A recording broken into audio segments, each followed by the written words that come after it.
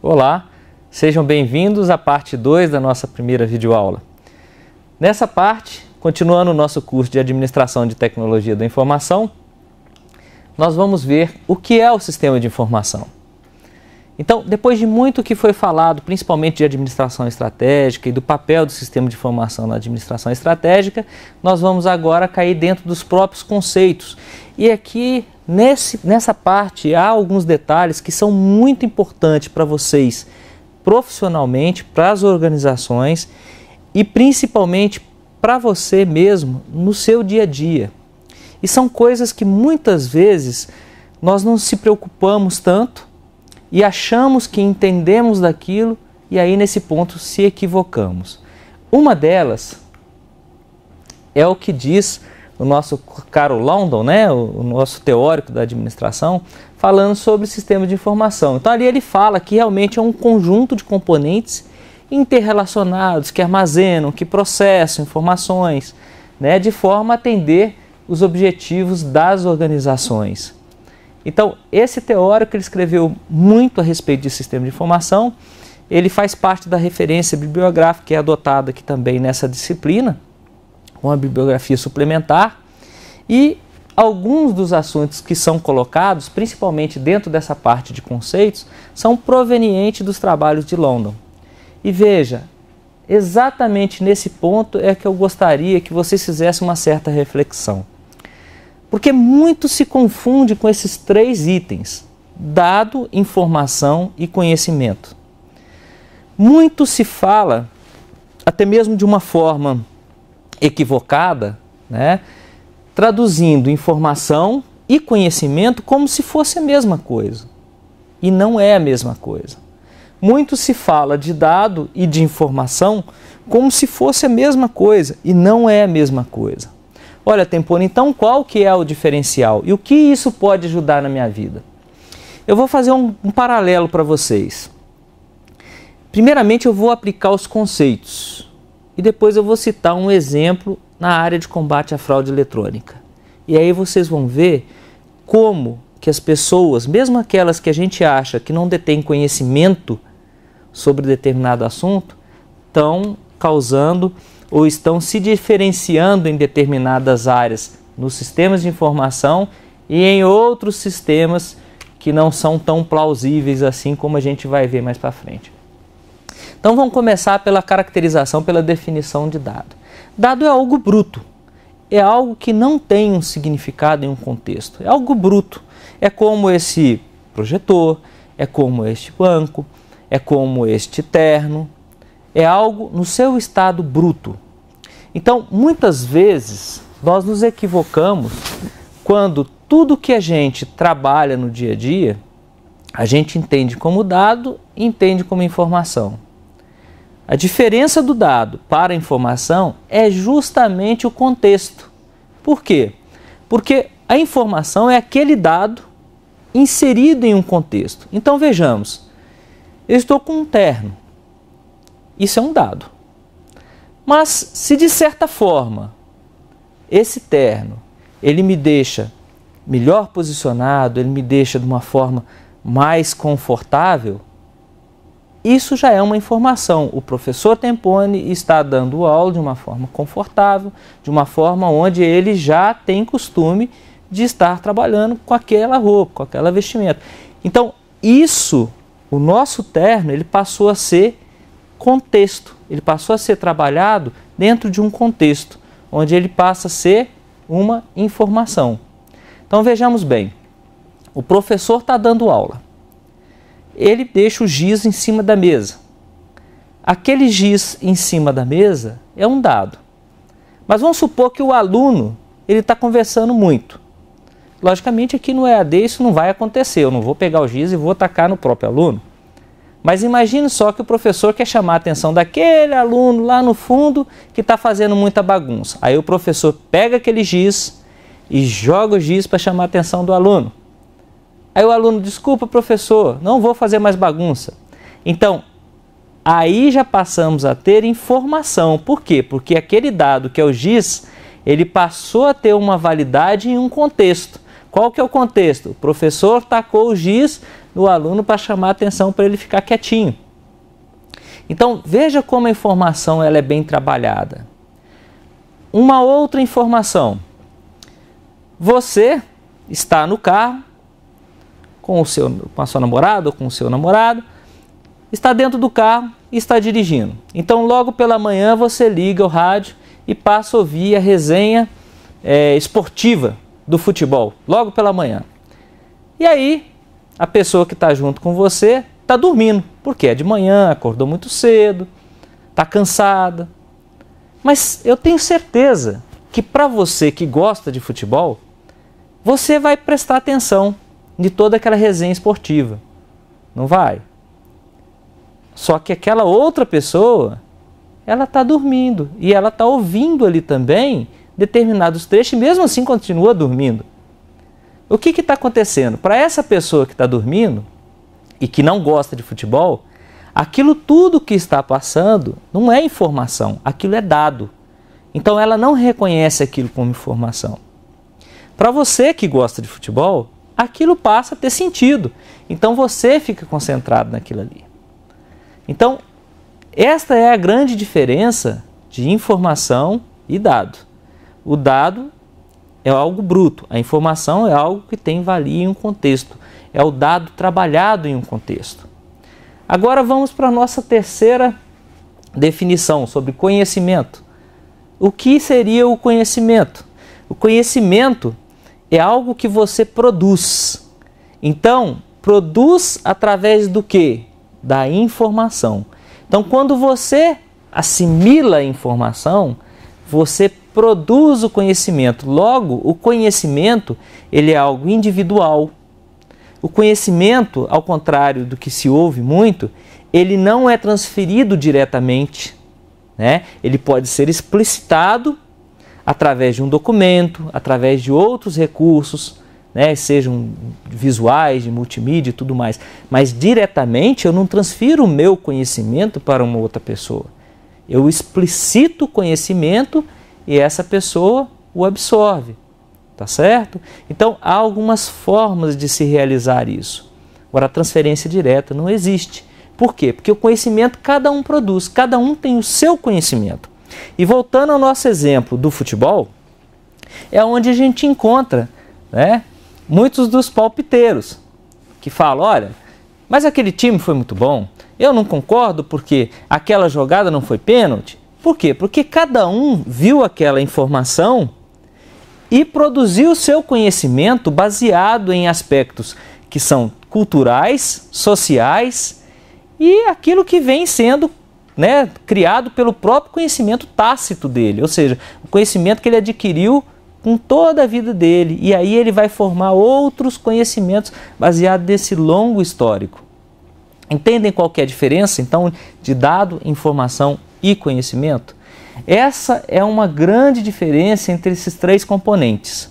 E veja só, aí nós vamos trazer para o mundo profissional. Muitas das pessoas, quantos de nós já ouvimos falar assim, você conhece o fulano de tal? Aquele fulano, ele não merecia ter o aumento salarial ou ser promovido? Porque eu trabalhei muito mais do que ele? Não é? Quantos de nós já ouvimos falar isso? Mas veja bem, aquela mesma pessoa, ela pode ter reconhecido informação em muitos aspectos, em muitos contextos que você não percebeu. E aí, naquele momento, aquela pessoa passou a produzir um conhecimento que é diferencial. E aí foi onde ela se destacou e recebeu a promoção. Então, na sua profissão, saber diferenciar dado, informação e conhecimento é de uma valia extremamente importante. Assim como para as organizações, os funcionários que detêm esse discernimento, eles são funcionários que trazem vantagens competitivas para as organizações. Percebe-se então que, embora seja um assunto até um certo momento trivial, ele é extremamente importante, não só para a organização, quanto para a carreira e tantas coisas mais que a gente lida na nossa vida particular. Trazendo para a vida particular, nós falamos da vida profissional, mas na vida particular, eu posso, não sei, eu quero me projetar para ter umas férias bacanas em determinado lugar. Aí eu vou separando o que é informação, vou me planejando. Aí depois eu vou produzir um conhecimento sobre qual que é o lugar que vai me atender melhor. E a minha companheira, ou meu companheiro que estaria nessa viagem comigo, os meus filhos, tá certo? Então são coisas que a gente tem na vida e que é muito interessante saber efetivamente fazer o discernimento. Eu falei com vocês a respeito de um exemplo na área de combate à fraude, que é a área onde eu atuo. E eu vou falar uma coisa que acontecia muito tempo atrás. E aí vocês vão ver direito uma diferenciação de dado, informação e conhecimento, só que aí usado por uma atividade que não é uma atividade lícita. Então, o que estava acontecendo? Muitos dos bancos, quando a gente ia sacar dinheiro, a gente chegava lá, colocava o cartão, fazia o saque. Logo em seguida, saía um papelzinho informando o nome, o número da conta e o valor do saque.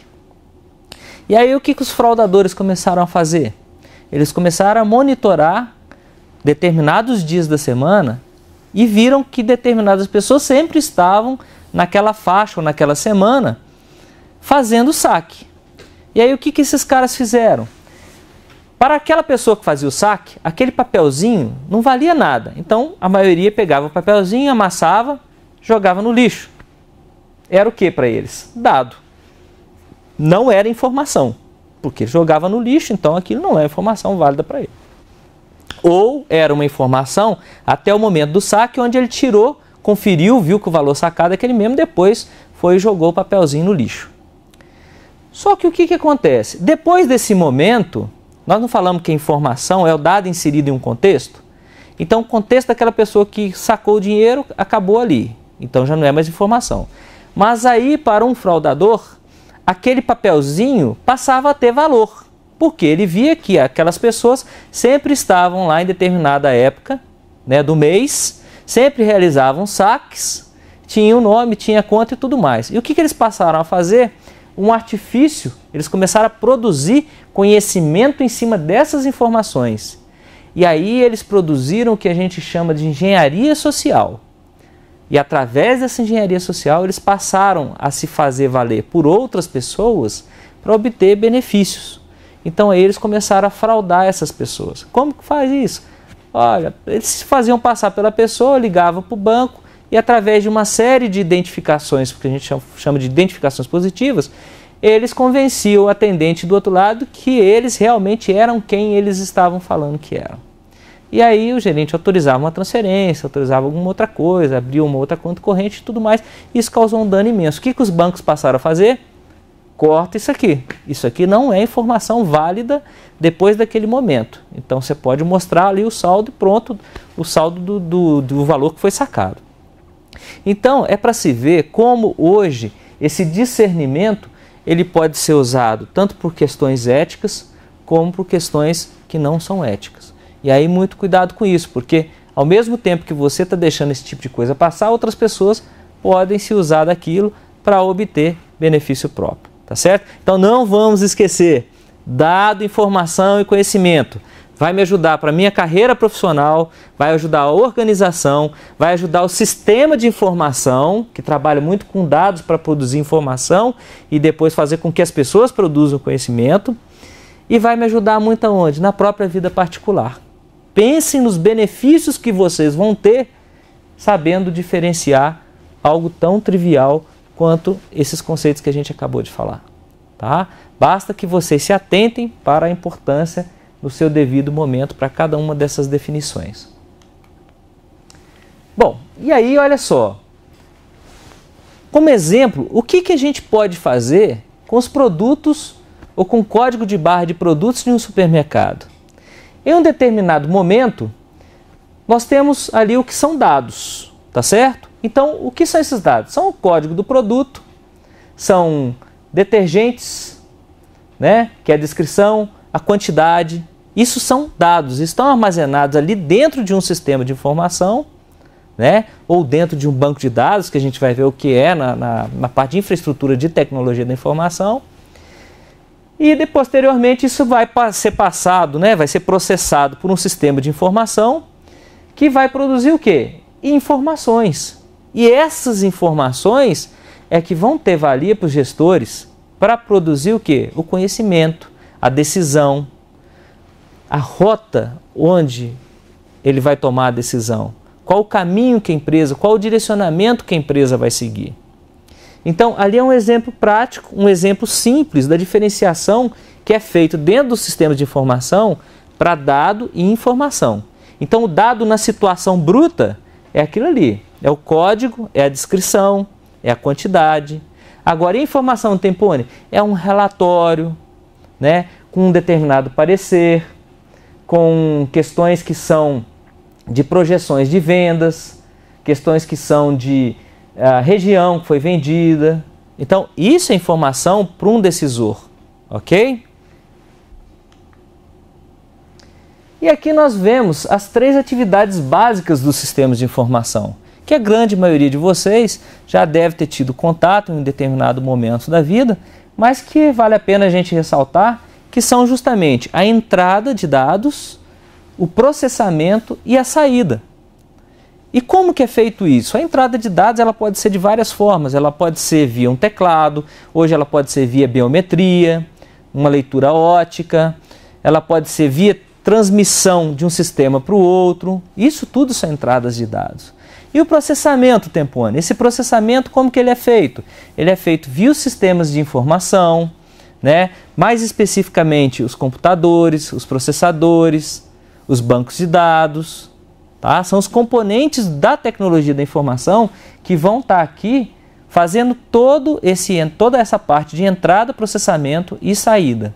A saída propriamente dita vai ser um resultado, vai ser um gráfico, vai ser um relatório, vai ser uma orientação, no caso dos sistemas de inteligência artificial. Os sistemas de robótica podem definir, por exemplo, para onde um robô vai. Os sistemas de redes neurais, que são muito usados hoje na área de tecnologia bancária, principalmente na parte de combate à fraude, que vão orientar sobre determinadas transações, quais são as transações que têm mais risco.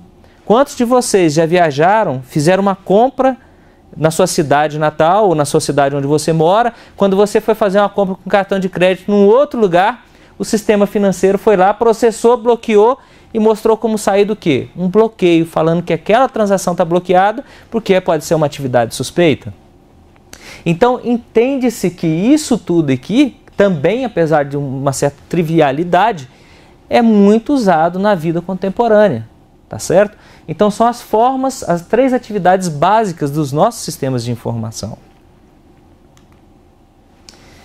E aí tem um detalhe interessante, porque a gente viu lá, entrada, processamento e saída. Tudo bem, nós entendemos então o que é entrada, processamento e saída. Mas olha, é como se eu tivesse ido em um sentido único. Mas como que eu volto? Eu volto através do feedback.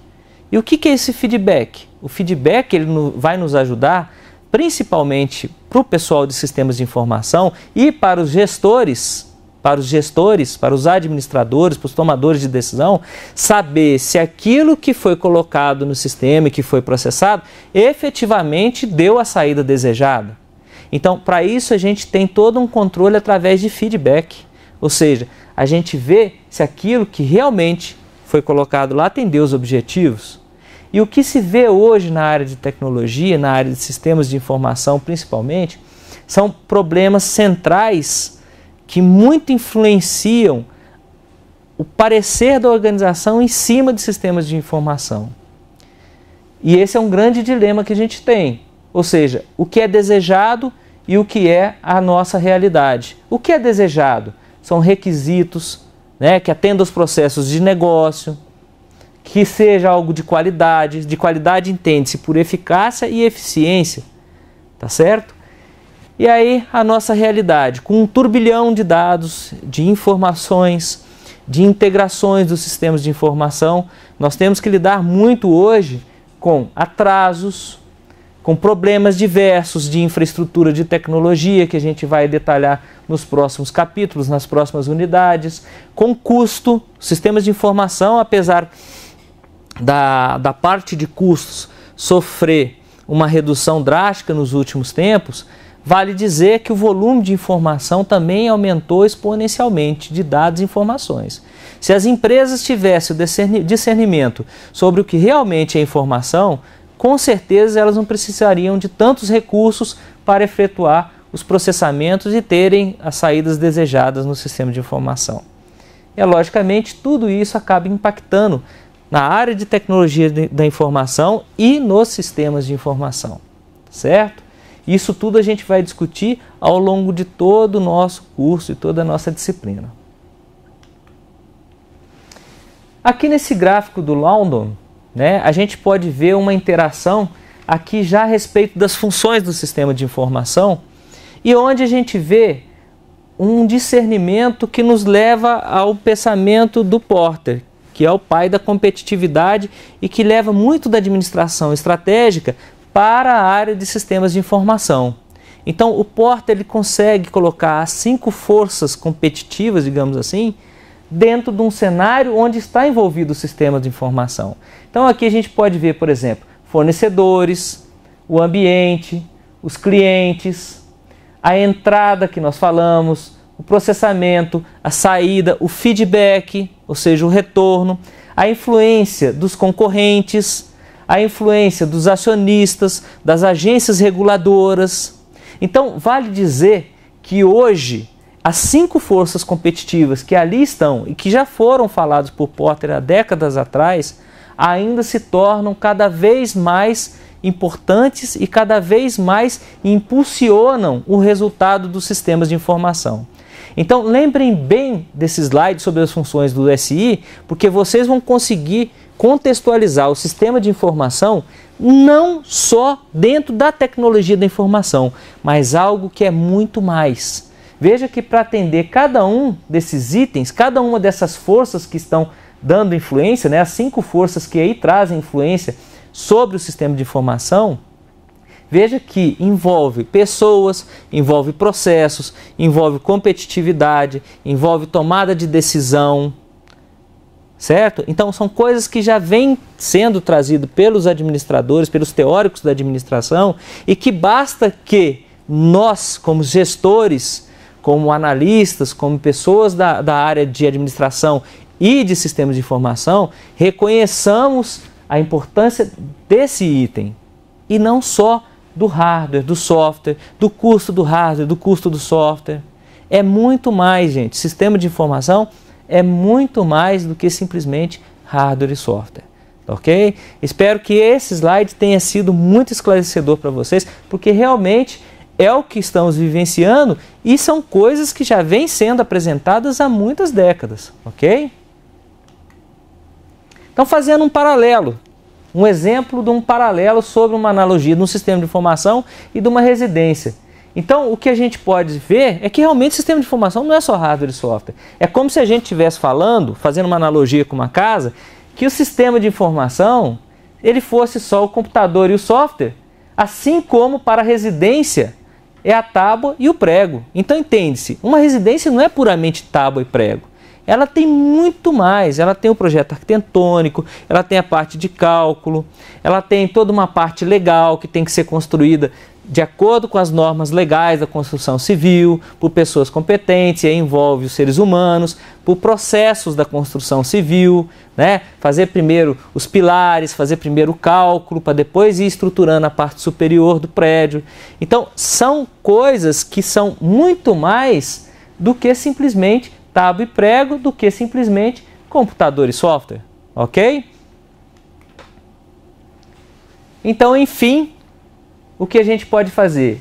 Falar, aliás, né, que os sistemas de informação, eles são influenciados pelo meio onde eles estão, assim como eles influenciam o meio também. No caso, por exemplo, das redes sociais, influencia todas as sociedades, no mundo inteiro. E assim como as próprias sociedades influenciam os sistemas de informação, certo? Seja através de marcos regulatórios, ou seja através de fiscalização. A exemplo, a Anatel, por exemplo, ela faz toda a parte de regulação e fiscalização de empresas de telefonia. Então, os sistemas de telefonia, os sistemas de informação de telefonia, eles têm que ser aderentes aos requisitos do órgão fiscalizador, que é a Anatel. Tá certo? Então, ou seja, eles estão sofrendo influências do meio. Ok? E aí uma reflexão desse professor que vos fala muito em tempo hábil. Conseguiu mudar a sua visão de sistemas de informação? Veja a abrangência dos sistemas de informação. Conseguiu quebrar o seu paradigma? Lembre-se que pessoas são parte dos sistemas de informação. Há feedback dos recursos de sistemas de informação, ou seja, tem entrada, processamento e a saída envolvendo uma série de componentes, e como esses componentes e como as pessoas que demandam esses sistemas estão validando se aquilo o que ela deseja realmente é o que está sendo entregue. E nós vamos ver nos capítulos futuros que isso é um grande dilema da área de tecnologia da informação e que vai refletir nos sistemas de informação. E aí o nosso tradicional bola para frente. Então vamos lá. Uma curiosidade adicional para vocês. Sempre a gente gosta de colocar uma curiosidade, né, para quebrar um pouquinho a dinâmica e para que vocês possam refletir. E aí eu gostaria de falar para vocês sobre o Kevin Mitnick, que foi um dos maiores, que é aliás um dos maiores hackers do mundo, né, e que hoje trabalha como o que a gente chama de hacker white hat, né, o chapéu branco, que trabalha com objetivos éticos e não objetivos antiéticos. E ele foi aí um personagem de um dos maiores ataques que se tem conhecimento de hacker no mundo todo. E foi em cima de uma empresa de telefonia e ele se valeu de quê? Vocês acham que foi justamente de tecnologia da informação? Não, ele se valeu de sistemas de informação e de engenharia social, ou seja, de sistemas de informação e de saber o que é dado, informação e conhecimento. Fica aí uma dica para vocês depois estudarem essa curiosidade que está amplamente disponível na internet e ver como é que esse grande hacker aí utilizou isso para causar um estrago numa empresa de telefonia. Espero que vocês nunca façam isso, que nós todos somos da parte ética, da parte do bem. Um abraço. E no próximo bloco, antes da gente finalizar aqui, nós vamos falar sobre os problemas organizacionais, o SI como resolução dos problemas e principalmente sobre gestão de mudança. Agora sim, um abraço para você, até a próxima aula.